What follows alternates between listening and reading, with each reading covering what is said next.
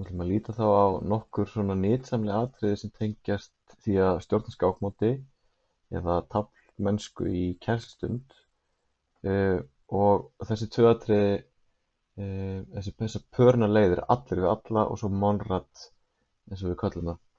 Og við ætlum að byrja á því að fara á heimasíðu Skáksambands Íslands, skáksamband.is, og þar ætla ég að finna mjög stöðugt hérna ef ég fer í SI og þjónusta og eyðublöð, og þar er ýmislegt nytsamlegt fyrir okkur.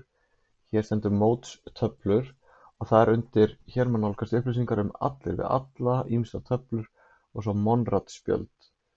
Og ég ætla að byrja að skoða hérna það sem heitir Monrad spjöld. Monrad er svona pörunaraðferð sem stundum kölluð svissneskt mótakerfi, og þetta var mjög vinsælt þetta áður fyrr. Núna eru margir konur með þetta í tölvuforrit sem eru að stjórna mótum, en það er mjög auðvelt líka að gera þetta handvirkt á svona blöðum, og þetta er bara tilbúið til útprentunar. Þetta er fyrir 7 umferðir og líka til fyrir 9 umferðir, og þetta hentar sérstaklega vel þegar maður er með stóra hópa, kannski 20 eða fleiri, eða jafnvel aðeins færri en 20, og ætla til dæmis að halda 7 umferða mót, og ef að hópurinn er það stór að það er ekki hægt að láta alla tefla við alla, þá er móturinn bara skipt upp í 7 umferðir og þá tefla keppendur við þá keppendur sem eru á svipuðum stað og þeir í mótinu.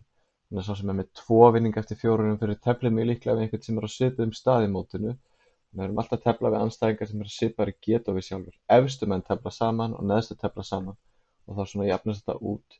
Mjög sniðugt. Þetta blað er hægt að prenta út og fylla inn í með nafn keppanda, og þar sem stendur síðan nafn andstæðings, þar er nafn andstæðings skráð í hverju umferð, og við pörum venjulega þannig saman að við látum litina passa saman. Þannig að einhver sem er með hvítt í fyrstu umferð og það með svart í næstu umferð og svo aftur hvítt, þannig að það sé svona til skiptis, sé jafnt. Við myndum skrá númeri hér, þannig að við myndum byrja á því að skrá bara handahófi til dæmis. Það þarf ekkert að vera að flækja neitt, bara númer frá 1 og upp í til dæmis 20 ef við erum með 20 manna hóp.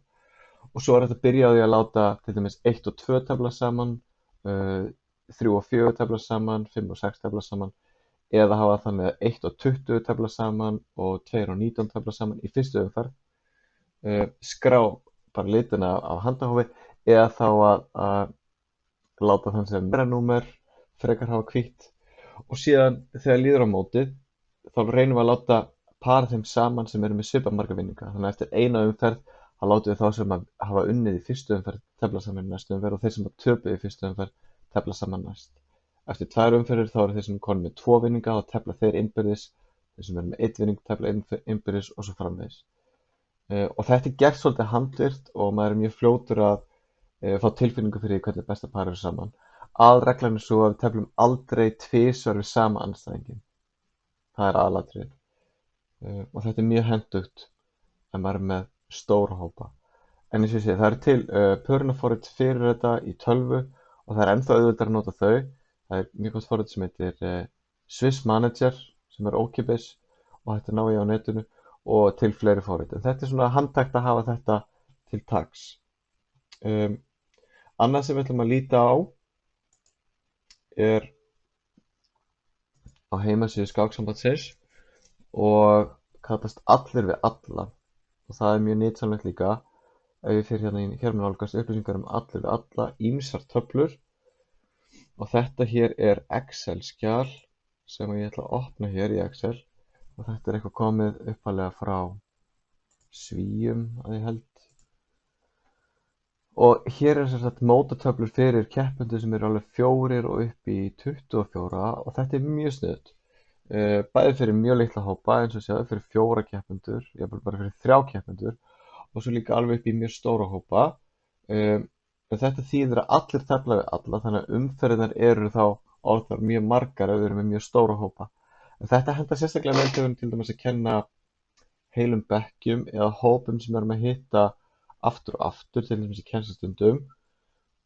Og hér sjáu þið að ef ég fer til dæmis hér Hér númer fyrir hvern einasta keppanda. Hérna get ég slegið inn nafn keppandana og svo þýða þessar tölur hérna fyrir aftan við hverja þeir eru að tefla í hverju umferð og hvort þeir eiga að hafa hvítt eða svart. Mjög einfalt.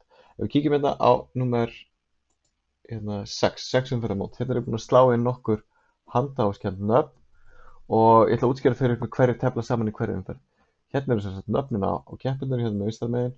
Hérna er stig, það skiptir ekki öllu máli, þetta er bara til þess að skrá skákstig ef viðkomandi keppendur eru með þau. Það er ekki aðalatriðið. Hér eru síðan umferðirnar, það eru umferð 1, 2, 3, 4 og 5. Það eru sem sagt 5 umferðir ef það eru 6 keppendur. Og þessi reytir hérna, þeir tákna það hvort að hann Jón, sem er hérna nummer 1 í röðinni, hvort að hann er með hvítt á móti hverjum hann teflir. Og talan sem er hérna uppi, það sem stendur 6 upp í hægra horninu, það þýðir að Jón er með hvítt, þetta talan er hægra megin, á móti sem er nummer 6. Þannig í fyrstu umferð er Jón með hvítt á móti Silju.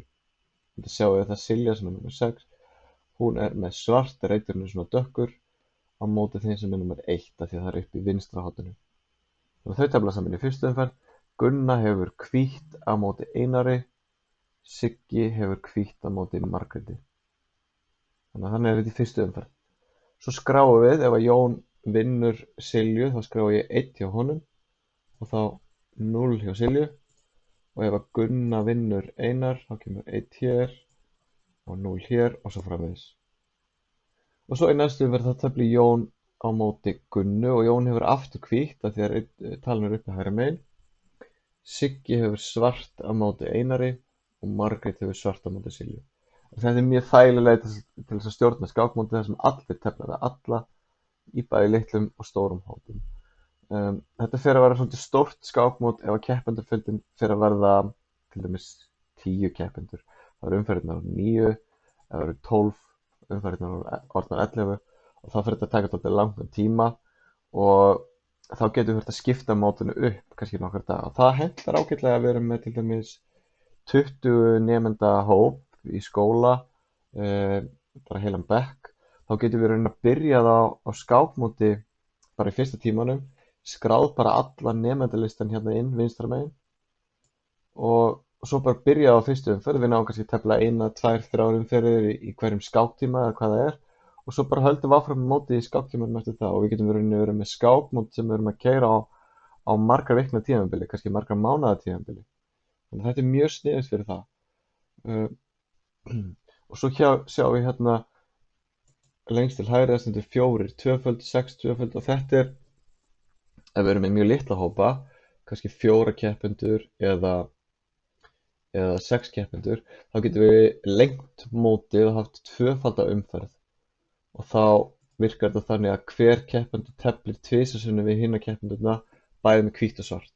Þannig sá sem er nummer 1 teflir með hvítt á nummer 6 í fyrstu umferð og svo seinna í mótinu þá kemur að því að hann teflir aftur í nummer 6 og þá með svart. Þannig að ef við erum með til dæmis 4 keppendur þá er svolítið lítið að hafa bara 3 umferðir og þá er ágætt að hafa bara 2-falda umferð og þá erum við komið með 6 umferðarmót. Það er mjög hentugt.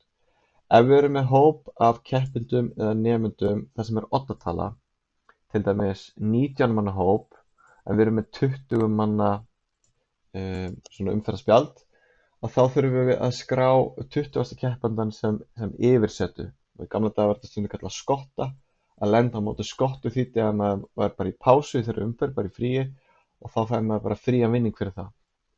Þannig ef að sá sem er nummer 1 hérna, ef við erum 19 manna hóp, þá teflir sá sem er nummer 1 við 20 í fyrstu umferð, og það getur kallast skotta eða yfirseta, hvað sem er.